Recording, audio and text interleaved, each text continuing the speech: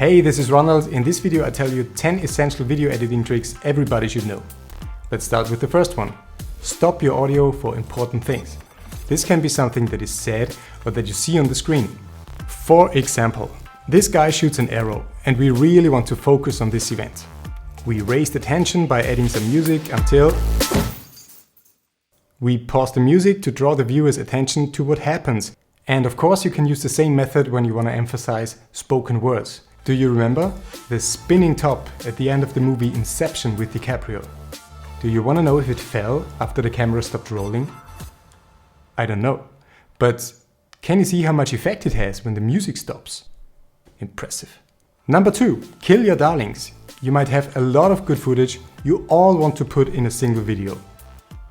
Don't do it. Keep your edit as short and clean as possible. Remove everything that's really not necessary for the story. As soon as your video becomes repetitive, people see things they have already seen, they get bored, they switch to another video. Number 3. Use J cuts and L cuts. This means that audio and video is not cut at the same time. In an L cut, the audio of the first clip reaches into the second one.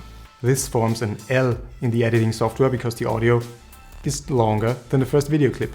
A J cut means that the audio of the second clip already starts in the first clip. This forms a J. This type of cutting connects the clips better together. It feels more like real life. Man, this is really amazing. If I only had known this before. Yes, it's always good to learn new stuff, right? Like and subscribe. Number 4. Cut on action and cut your scenes to the essentials. I have 4 longer clips right here and I have to cut a short sequence with it. So I'm looking for the essence. What happens in each clip?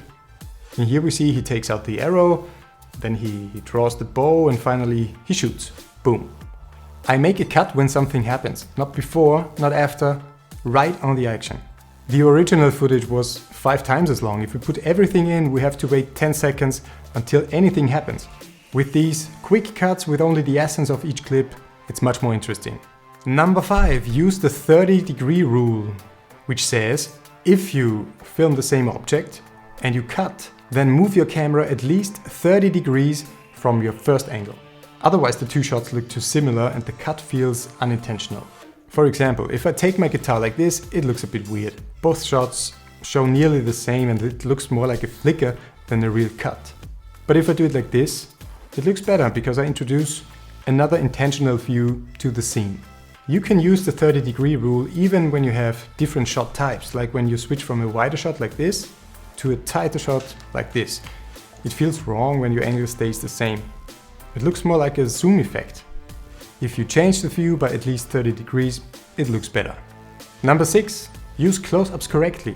Only show something in a close-up when it's important, when you want to point out something to the viewer. If you show an unimportant thing in a close-up, the viewer might get confused and ask himself, why do you show this to me if it has nothing to do with the story? So in this case, everybody might wonder, what's up with the watch you showed us so prominently in the last shot? But the answer never comes. People might hate you. Number 7. Add all the effects, all the heavy processing at the end of your editing. Really start with the cuts, finish everything almost, add your audio effects, and then start with the heavy effects like color grading, lens flares, whatever. If you do this before you are really finished with the basic cut, all the changes you do on the footage has to be done on the already heavily processed footage. So rendering this stuff again and again takes much longer than without all the effects.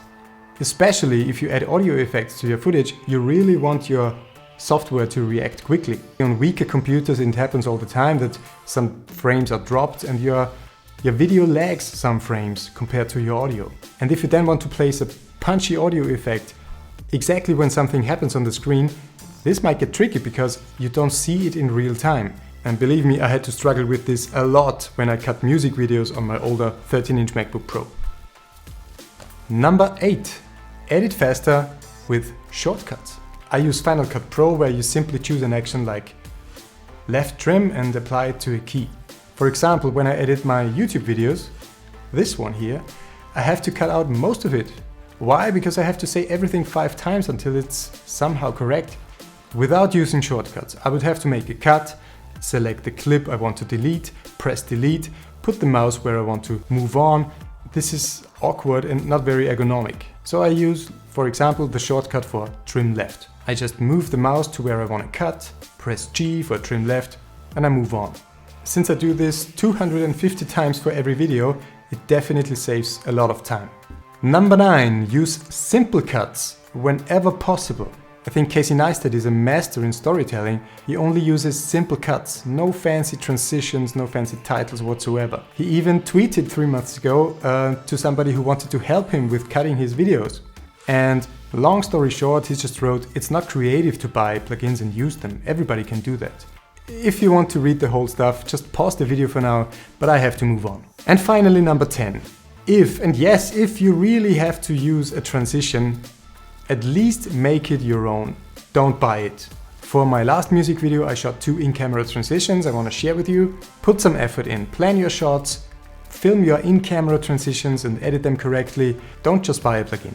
Why? Well, because even and especially beginners do this very often. As always guys, thank you very much for watching this video. If you liked it, maybe give me a like below, maybe subscribe to my channel, and hopefully see you again in the next one.